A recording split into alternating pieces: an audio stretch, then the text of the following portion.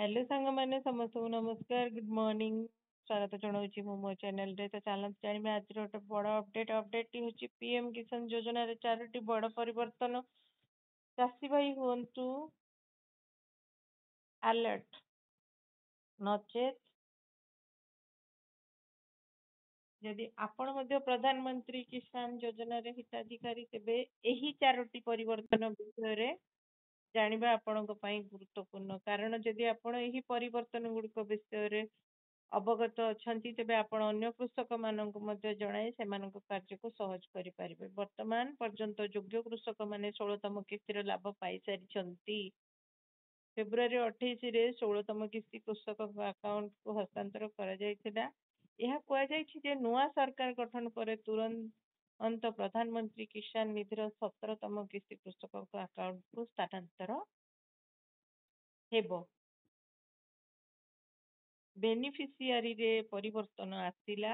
ହିତାଧିକାରୀ ସ୍ଥିତିକୁ ନେଇ ପ୍ରଧାନମନ୍ତ୍ରୀ କିଷାନ ସମ୍ମାନ ନିଧିରେ ପ୍ରଥମ ପରିବର୍ତ୍ତନ କରାଯାଇଥିଲା, କିନ୍ତୁ ଅନେକ କୃଷକ ଏ ବିଷୟରେ ଅବଗତ ନୁହନ୍ତି। ପରିବର୍ତ୍ତନ ପରେ ବର୍ତ୍ତମାନ ହିତାଧିକାରୀମାନେ କେବଳ ସ୍ଥିତି ମାଧ୍ୟମରେ ସମ୍ପୂର୍ଣ୍ଣ ସୂଚନା ପାଇପାରିବେ। କିସ୍ତି ଆପଣଙ୍କ ଆକାଉଣ୍ଟକୁ ଆସିବ କି ନାହିଁ ସେ ବିଷୟରେ ଆପଣ ମଧ୍ୟ ସୂଚନା ପାଇବେ। ଏଥିପାଇଁ ଆପଣଙ୍କର ଏକ ପଞ୍ଜୀକରଣ ନମ୍ବର ଥିବା ଆବଶ୍ୟକ। ପୋର୍ଟାଲରେ ଆଧାର ନମ୍ବର ଏବଂ ମୋବାଇଲ ନମ୍ବର ପ୍ରବେଶ କରି ଆପଣ ହିତାଧିକାରୀ ସ୍ଥିତି ମାଧ୍ୟମରେ ଆପଣଙ୍କର ସମ୍ପୂର୍ଣ୍ଣ ବିବରଣୀ ଦେଖିପାରିବେ। ସ୍ଥିତି ଦେଖିବାକୁ ପଞ୍ଜୀକରଣ ନମ୍ବର ପ୍ରବେଶ କରନ୍ତୁ ଏବଂ କ୍ୟାପ୍ଚା କୋଡ୍ ପୂରଣ କରନ୍ତୁ। ଏହାପରେ ଡାଟା ଉପରେ କ୍ଲିକ୍ କରନ୍ତୁ। ଏହାପରେ ସମ୍ପୂର୍ଣ୍ଣ ବିବରଣୀ ପର୍ଦ୍ଦାରେ ସ୍ପଷ୍ଟ ଦେଖାଯିବ। ବର୍ତ୍ତମାନ ଗୁଗଲରେ ସର୍ଚ୍ଚ କରିବା ପରେ ଗୁଗଲରେ ଆପଣମାନେ କ'ଣ ସର୍ଚ୍ଚ କରିବେ ନା ପିଏମ କିଷାନ ଆପ୍। और ଗୁଗଲରେ ସର୍ଚ୍ଚ କରିବା ପରେ ଆପଣ କୃଷକମାନଙ୍କ ସମ୍ବନ୍ଧୀୟ କୌଣସି ସୂଚନା ପାଇପାରିବେ। କିନ୍ତୁ ବର୍ତ୍ତମାନ ପିଏମ କିଷାନ ମୋବାଇଲ ଲଞ୍ଚ କରାଯାଇଛି। ଗୁଗଲ ପ୍ଲେ ଷ୍ଟୋରରୁ ଏହାକୁ ଡାଉନଲୋଡ୍ କରନ୍ତୁ। ଆପଣଙ୍କ ମୋବାଇଲରେ କୃଷକମାନଙ୍କ ସହ ଜଡ଼ିତ ସମସ୍ତ ବିଜ୍ଞପ୍ତିକୁ ଦେଖନ୍ତୁ।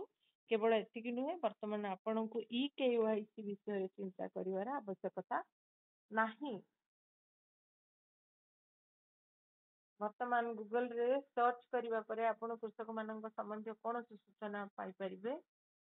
କିନ୍ତୁ ବର୍ତ୍ତମାନ ପିଏମ କିଷାନ ମୋବାଇଲର ଲଞ୍ଚ କରାଯାଇଛି। ଗୁଗଲ ପ୍ଲେ ଷ୍ଟୋରରୁ ଏହାକୁ ଡାଉନଲୋଡ୍ କରନ୍ତୁ ଆଉ କୃଷକମାନଙ୍କର ଆପଣମାନେ ବିଜ୍ଞପ୍ତିକୁ ଦେଖନ୍ତୁ। ଆଉ ଆପଣଙ୍କର KYC ବିଷୟରେ ଆଉ ଆପଣମାନଙ୍କୁ ଚିନ୍ତା କରିବା ଦରକାର ନାହିଁ।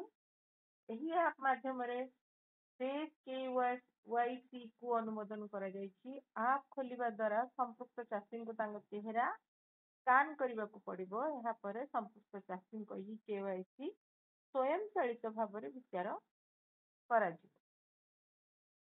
ସଂଶୋଧନ ପ୍ରକ୍ରିୟାର ଅନୁମୋଦନ ପୂର୍ବରୁ ପଞ୍ଜୀକରଣ ଉପରେ ଭୁଲକୁ ସଂଶୋଧନ କରିବା ଅତ୍ୟନ୍ତ କଷ୍ଟକର ଥିଲା, କିନ୍ତୁ ବର୍ତ୍ତମାନ ତାହା ନୁହେଁ। ପୋର୍ଟାଲ ପରିବର୍ତ୍ତନ କରି ଆପଣ ସହଜରେ ଆପଣଙ୍କର ନାମ କିମ୍ବା ଅନ୍ୟାନ୍ୟ ସବୁ ଜିନିଷ ସଂଶୋଧନ କରିପାରିବେ। ନାମ ସଂଶୋଧନ କରିବାକୁ ପଞ୍ଜୀକରଣ ନମ୍ବର ଏବଂ କ୍ୟାପ୍ଚା କୋଡ୍ ପ୍ରବେଶ କରନ୍ତୁ ଏବଂ ପରବର୍ତ୍ତୀ ପୃଷ୍ଠାରେ ଦିଆଯାଇଥିବା ସ୍ଥାନରେ ଆଧାର କାର୍ଡ ଲେଖାଯାଇଥିବା ନାମ ପ୍ରବେଶ କରନ୍ତୁ।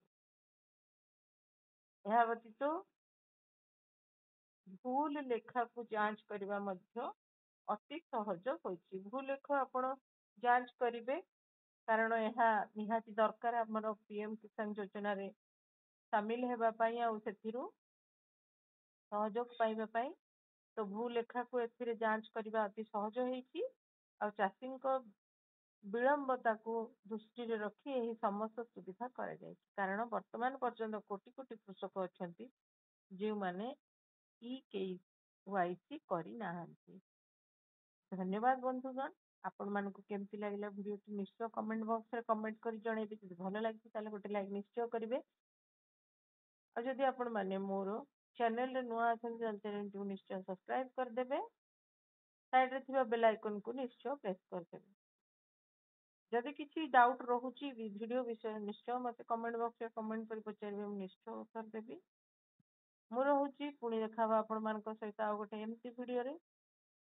ସେତେବେଳେ ପର୍ଯ୍ୟନ୍ତ ଜୟ ହିନ୍ଦ, ଜୟ ଭାରତ, ବନ୍ଦେ ମାତରମ୍, ଜୟ ଜଗନ୍ନାଥ।